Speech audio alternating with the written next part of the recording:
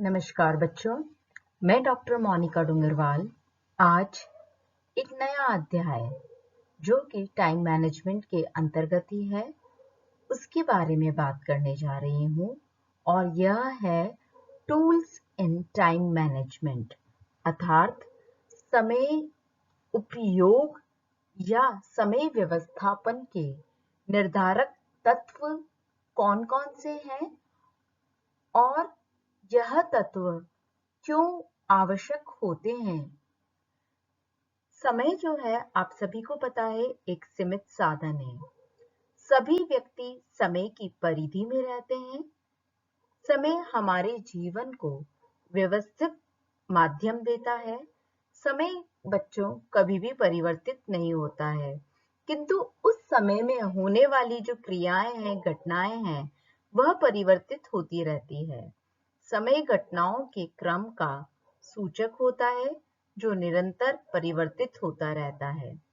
समय व्यवस्थापन को समझना तथा सीमित समय का अधिकतम लाभ उठाना आवश्यक होता है। अर्थात समय का सदुपयोग करके ही हम अपने लक्ष्यों की प्राप्ति कर सकते हैं। तो अब हम देखने जा रहे हैं कि इस समय व्यवस्थापन के निर्धारक तत्व कौन-कौन से होते हैं। समय व्यवस्थापन के निर्धारक तत्व में सर्वप्रथम है संतुलन या बैलेंस। नेक्स्ट है समय का महत्व या समय मूल्य, जिसे कि टाइम कॉस्ट कहा जाता है। कार्य का प्रारूप या समय क्रम, जिसे कि टाइम पैटर्न कहा जाता है, यह इसका तीसरा निर्धारक तत्व होता है। नेक्स्ट है समय मानक या टाइम नॉर्म्स। उसके बाद अत्यधिक कार्यभार या जिसे पीक लोड कहा जाता है। तत्पश्चात कार्यव्रत या चक्र, जिसे कि वर्क कर्व कहते हैं। इसके बाद बच्चों आता है विश्राम काल, जिसे कि रेस्ट पीरियड कहा जाता है। और लास्ट में है सदस्यों का समय विभाजन, जिसे कि टाइम डिस्ट्रीब्यूशन कहा जाता है। इन सभी निर्धारक तत्व को हम एक एक करके डिटेल में समझेंगे। तो सबसे पहले हम बात कर रहे हैं संतुलन या बैलेंस के बारे में। संतुलन एक मार्गदर्शन का कार्य करता है। समय के संतुलन में तीन बातों का विशेष ध्यान रखना चाहिए। वह तीन बातें हैं कार्य, विश्राम और मनोरंजन, यानी वर्क, रेस्ट और एंटरटेनमेंट। संतुलन का उद्देश्य तीनों के लिए पर्याप्त समय निर्धारण करना है, तभी व्यक्ति के जीवन में भावात्मक संतुलन एवं मानसिक स्फूर्ति बनी रहेगी। अगर बच्चों आप इन तीनों के बीच में बैलेंस नहीं करेंगे या कोई व्यक्ति इन तीनों के बीच में बैलेंस नहीं करेगा, अगर वो कार्य से रेस्ट नहीं लेगा या अपने आप को किसी मनोरंजन के अंदर नहीं डालेगा या अपने मनोरंजन के लिए कोई चीज नहीं करेगा, तो उसे वापस से मानसिक स्फूर्ति यानी किसी कार्य के लिए अलर्टनेस फील नहीं होगी या उसका भावात्मक जो संतुलन है वो नहीं बना रह पाएगा। एक व्यक्ति के जीवन में कार्य का महत्वपूर्ण स्थान है। व्यक्ति जो होता है बच्चों कार्य के प्रति किस प्रकार की मनोवृत्ति यानी एटीट्यूड रखता है, वही संतुलन को प्रभावित करता है। कुछ लोग जो होते हैं बच्चों वो कार्य को अनिवार्य रूप मानते हैं, कार्य को अधिक महत्व देकर दूसरी बातों के बीच में समायोजित या समायोजन करते हैं। दूसरी ओर कुछ व्यक्ति जो होते हैं वह कार्य को बोझ मान लेते हैं कि नहीं ये काम तो हम नहीं कर सकते, ये काम नहीं हो सकता है और जल्दी से जल्दी समाप्त करने की योजना बनाते हैं।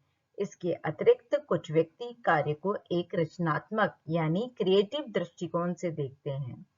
सभी कार्य रचनात्मक नहीं हो सकते हैं, लेकिन फिर भी नवीनीकरण के द्वारा एक नई कार्य विधि अपनाकर कार्य को रोचक, कुशल और संतोष देने वाला बनाया जा सकता है।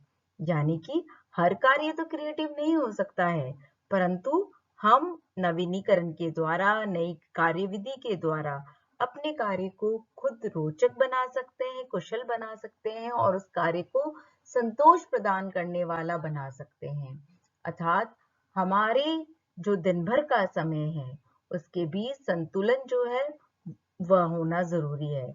और समय के संतुलन में जो 3 बातें आ रही है वो है कार्य, और कार्य करते हुए रेस्ट और मनोरंजन। इन चीजों का होना साथ में बहुत जरूरी है, जिससे आदमी वापस से अपना कार्य जो है उतनी ही लगन के साथ, उतनी ही स्फूर्ति के साथ कर पाए और अपने लक्ष्यों की प्राप्ति कर सके। समय का महत्व या समय मूल्य, जिसे कि हम टाइम कॉस्ट कहते हैं। आप सभी को पता है बच्चों, समय का बहुत ही महत्व है। मानव का जो प्रत्येक क्षण होता है वो बहुत कीमती होता है। समय, क्योंकि आपको सभी को पता है, सीमित साधन है। प्रत्येक व्यक्ति के पास दिन भर में 24 घंटे होते हैं। इसी सीमित समय में उसे अनेक कार्य निपटाने होते हैं तथा अपने लक्ष्यों यानी पारिवारिक लक्ष्यों की पूर्ति करनी होती है। यदि कोई व्यक्ति जो है समय पर कार्य को नहीं निपटा पाता है तो वो अपने जीवन में सफल नहीं हो पाएगा। इसी कारण समय को अमूल्य निधि की संज्ञा दी गई है और गृह प्रबंध को समय का व्यवस्थापन करने जो है वो आना चाहिए। अगर हम समय का व्यवस्थापन नहीं कर पाएंगे तो हमारे जो लक्ष्य हैं उनकी पूर्ति हम कभी भी नहीं कर पाएंगे। समय जो है बच्चों, जिसको कि हमने कहा है कि सबके पास एक निश्चित समय है, तो इस समय के मूल्य की पहचान जो है करने से हमें क्या-क्या लाभ होंगे, अगर इसकी बात करें तो सर्वप्रथम आता है प्रत्येक प्रत्येक कार्य को करने के लिए समय निर्धारित हो जाता है। अगर आप टाइम की वैल्यू समझते हो, उसकी कॉस्ट समझते हो, तो आपको यह पता चल जाता है कि मुझे ये कार्य करना है तो कितने समय में होगा, यानी प्रत्येक कार्य को करने के लिए समय निर्धारित हो जाता है। क्योंकि एक कार्य को करने में किसी व्यक्ति को कम समय लग सकता है, दूसरे को ज्यादा समय लग सकता है। दूसरा जो लाभ होगा, समय की बचत होती है ना, तथा कार्य संपादन में लगने वाला जो समय है उसका मूल्यांकन हो जाता है। मूल्यांकन कर लेने से कार्य के विभिन्न क्रियाओं का अवलोकन कर व्यवस्थित रूप भी दिया जा सकता है। यानी समय की बचत तो होगी, कार्य संपादन या पूरा करने में लगने वाले समय का जो है हम मूल्यांकन कर पाएंगे। और जब हम मूल्यांकन कर लेंगे तो कार्य की विभिन्न क्रियाओं का अवलोकन कर हम उसे एक व्यवस्थित रूप भी दे पाएंगे। इसी तरीके से तीसरा लाभ होता है गुणात्मकता तथा कुशलता में वृद्धि होती है। समय और शक्ति बचाने वाले जो हम घरेलू उपकरणों का सदुपयोग करते हैं उससे हम अधिक लाभ उठा सकते हैं। कार्यों का जो क्रम है वो इस प्रकार व्यवस्थित हो जाता है कि भारी कार्य के बाद हल्का कार्य किया जाता है या करते हैं। इसी के अतिरिक्त स्थान या कार्य क्षेत्र पर विशेष ध्यान दिया जाता है। एक व्यवस्थित एवं सुसज्जित कार्य क्षेत्र में समय का जो कम व्यय होता है, साथ ही एक ही क्षेत्र में संबंधित कार्य एक साथ कर लेने से समय और शक्ति उसकी बचत भी होती है। यानी व्यवस्थित भी हो रहा है कार्य, सुसज्जित कार्य भी हो रहा है और समय जो है उसका कम व्यय हो रहा है। साथ ही एक ही क्षेत्र में जो संबंधित कार्य है या एक ही क्षेत्र से जो संबंधित कार्य हम एक समय पर कर लेंगे तो समय के साथ साथ हमारी शक्ति की भी बचत होती है। नेक्स्ट, अब हम बात कर रहे हैं समय क्रम या टाइम पैटर्न के बारे में।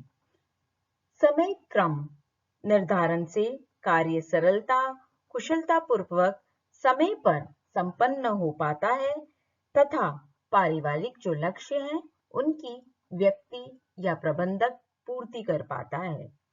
कार्य करने से व्यक्ति को बहुत अधिक शारीरिक थकान एवं मानसिक विषाद उत्पन्न नहीं हो पाता है, क्योंकि आपने अब टाइम पैटर्न या समय क्रम बना लिया है।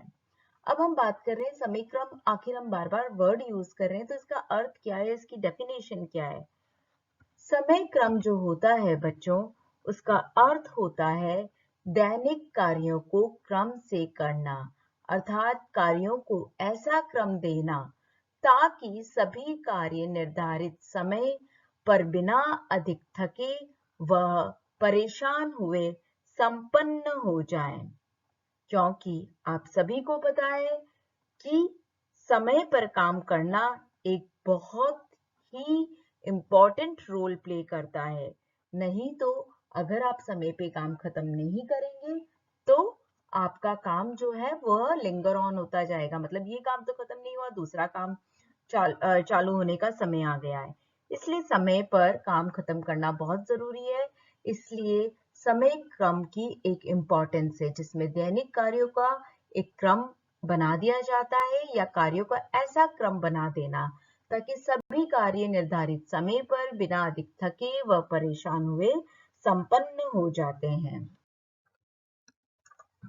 प्रत्येक व्यक्ति परिवार को कार्य करने हेतु समय का विभाजन करते समय कुछ बातों पर विशेष ध्यान देना चाहिए ताकि कार्य जो होते हैं बच्चों सुगमता पूर्वक संपन्न किए जा सके या हो सके। जिसमें फर्स्ट है व्यक्तिगत कार्य यानी इंडिविजुअल वर्क। संसार में प्रत्येक व्यक्ति सफलता और उन्नति की सीढ़ियां चढ़ना चाहता है और उसके लिए उसको कठोर परिश्रम भी करना पड़ता है। परंतु सफलता उन्हीं व्यक्तियों को मिलती है जो समय का सदुपयोग करके अपने लक्ष्यों की ओर ध्यान रखते हैं। यानी कि व्यक्ति को अपने पर्सनल जो लक्ष्य हैं वह जो लक्ष्य है उसकी पूर्ति के लिए कुछ कार्य करने पड़ते हैं। समय का उपयोग करके व्यक्ति जो है अपने व परिवार के कार्यों को ध्यान में रखकर खुद के या स्वयं के या व्यक्तिगत लक्ष्यों को प्राप्त करता है। दूसरा है पारिवारिक कार्य। पारिवारिक कार्य की जब हम बात करते हैं, परिवार में रहकर व्यक्ति जो है केवल अपने लिए नहीं सोचता है बल्कि पारिवारिक लक्ष्यों की प्राप्ति के लिए भी सामूहिक रूप से प्रयत्न करता है। जैसे हम सिंपल से सिंपल एग्जांपल लें, सबसे पहली चीज आती है भोजन व्यवस्था, घर की सफाई, नवजात अगर कोई बच्चा है मतलब इन्फेंट है तो उन शिशुओं की देखभाल, है ना। अगर बड़े बच्चे हैं तो उनकी शिक्षा, बुजुर्ग है तो उनकी सेवा, कपड़ों की स्वच्छता है या रख रखाव है। इसके अलावा अगर जिनका मकान नहीं बना है तो मकान बनवाना है ना। रोज के सामान को खरीद के लेके आना है, अनाजों का भंडारण करना, इस तरह के कई सारे पारिवारिक कार्य होते हैं। परिवार के सदस्यों की रुचि, आवश्यकता, आदत, लक्ष्य आदि को ध्यान में रखकर समय का सदुपयोग किया जा सकता है। नेक्स्ट है मौसम के अनुसार या वार्षिक कार्य। कुछ कार्य पाक्षिक व मासिक न होकर मौसम के अनुसार किए जाते हैं। जैसे सर्दी के मौसम में स्वेटर की जरूरत होती है ना। सर्दी के मौसम में हम जो है नींबू का अचार बनाते हैं, मंगोड़ी, पापड़, बड़ी वगैरह बनाए जाते हैं। गर्मी के मौसम में इसी तरीके से गेहूं आता है तो उसकी सफाई की जाती है, या हम यूं कहें कि कढ़ाई बुनाई का काम किया जाता है। तो ये जो मौसम के अनुसार या वार्षिक कार्य हैं, इन्हें करने हेतु दैनिक योजना में से ही कुछ समय भी निकालना पड़ता है, यानी इसके लिए भी प्लानिंग करनी पड़ती है। नेक्स्ट है साप्ताहिक कार्य। जिस तरह से हम व्यक्तिगत कार्य कर रहे हैं प्रतिदिन, पारिवारिक कार्य प्रतिदिन कर रहे हैं, वार्षिक कार्य साल में एक बार या मौसम के अकॉर्डिंग कर रहे हैं, वैसे ही कुछ वीकली वर्क भी होते हैं जो कि प्रतिदिन करने की जरूरत नहीं पड़ती है। जैसे आपका घर है तो छत की सफाई है आपके घरों में, या जाले लेने का काम है ना, या अलमारियों या रैक्स की सफाई या वस्त्र की सिलाई करनी है, या आप प्रेस करते हो, है ना, घर की सजावट करनी है, बाजार से कुछ उपयोगी सामान लाते हो तो आप सप्ताह में एक बार ही जाते हो। तो इस तरह के कोई साप्ताहिक कार्य भी होते हैं बच्चों। तो इन वीकली कार्य के लिए भी हमें समय का एक पैटर्न निश्चित करना पड़ता है। नेक्स्ट है दैनिक कार्य। दैनिक कार्य यानी कि कई कार्य ऐसे होते हैं जिन्हें नित्य प्रतिदिन करना जरूरी होता है। जैसे कि आप जैसे ही सो के उठते हो बिस्तर से, अपना बिस्तर समेटते हो या चादर ओढ़ने वाला समेटते हो, ब्रश करते हो, नाश्ता खाते हो या बनाते हो, अपने बच्चों के लिए टिफिन तैयार करते हो, या आप इस चीज को ऐसे भी, क्योंकि आप कॉलेज के बच्चे हो तो खुद के लिए टिफिन तैयार करते होगे, कई बार कमरों की साफ सफाई करते हो, अगर बर्तन धोने में मदर्स की हेल्प करनी है तो वो काम करते हो, अपने कपड़े खुद धोते हो या लॉन्ड्री के बैग में जाके डालते हो। इस तरह की कई सारे रूटीन के वर्क होते हैं जो आपको करने होते हैं। तो ये जो कार्य होते हैं इसके लिए भी समय का जो एक पैटर्न है या क्रम है, जिसका अगर हम निर्धारण कर ले तो कार्य सरलता से या कुशलता पूर्वक संपन्न हो पाता है और हम प्रतिदिन के लक्ष्यों या प्रतिदिन के पारिवारिक लक्ष्यों, वार्षिक लक्ष्यों, साप्ताहिक लक्ष्यों सब की प्राप्ति कर सकते हैं। इसी तरीके से लास्ट जो कार्य होता है बच्चों, वो होता है आकस्मिक या इमरजेंसी वर्क। यानी ये जो कार्य होता है पूर्व निर्धारित योजना अनुसार नहीं हो सकता है ना। साप्ताहिक कार्य के लिए पता है संडे को मुझे इस काम के लिए समय निकालना है, मेरी बुक्स को मुझे खुद को जमाना है ना। दैनिक कार्य तो पता ही है आपको करना ही है, ब्रश भी करना है आपको, नाश्ता भी करना है, दूध भी पीनी है, चाय भी पीनी है, हर काम के लिए समय लगता है। पर आकस्मिक कार्य वो कार्य होते हैं जो कि योजना के अनुसार नहीं होते, एकदम से आ जाते हैं और आपको उसी क्षण उस काम को करना भी पड़ जाता है कई बार।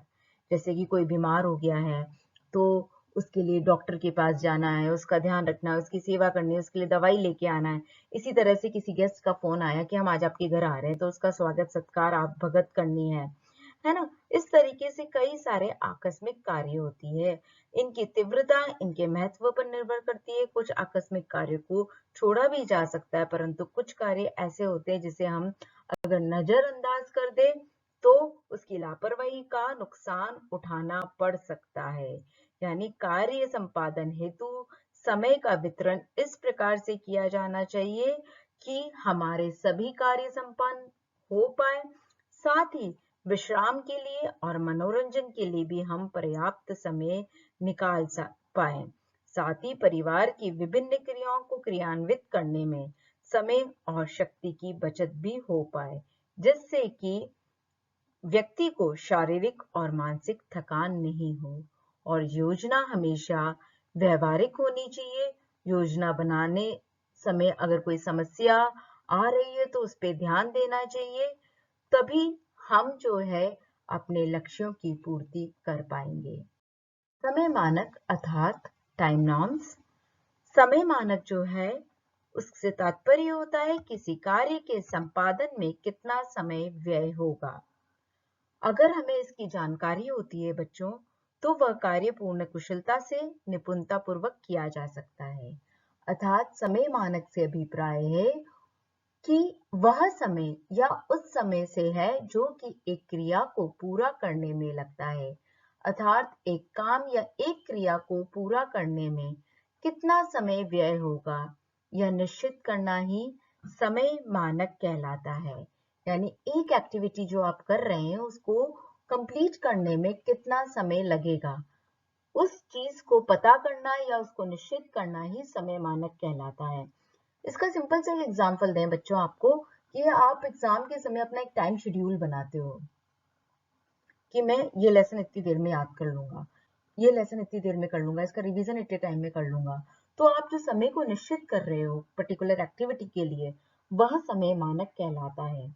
यदि किसी काम को करने में निर्धारित समय से अधिक समय लगता है तो काम करने की ढंग में या पैटर्न में परिवर्तन कर या उसे शीघ्रता से संपन्न कर उस पर जो अधिक समय व्यय हो रहा है उस समय को बचा सकते हैं या सही समय पर खत्म कर सकते हैं।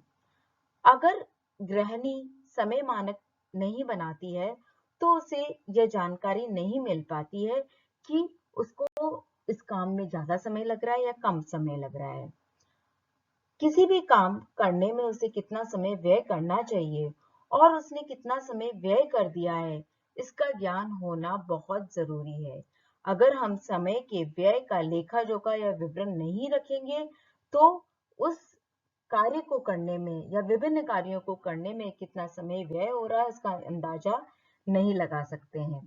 प्रत्येक परिवार का जो समय मानक होता है बच्चों, वह भिन्न भिन्न होता है।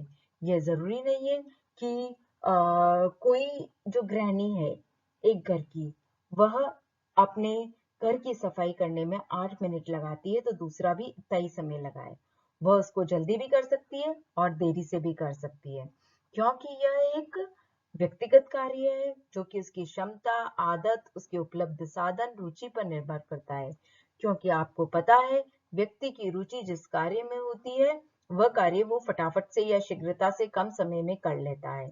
इसके साथ ही अगर उसके पास समय, शक्ति बचाने वाले उपकरण है तो भी उसे समय कम लगेगा। अर्थात समय मानक से अभिप्राय होता है कि एक क्रिया को पूरा करने में लगने वाला समय।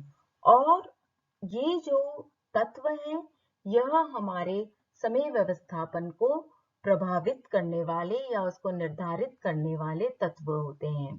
बच्चों, आज जो है हम यहाँ ही तक निर्धारक तत्वों के बारे में पढ़ेंगे। नेक्स्ट वीडियो में आगे के जो निर्धारक तत्व हैं उनके बारे में बात करेंगे।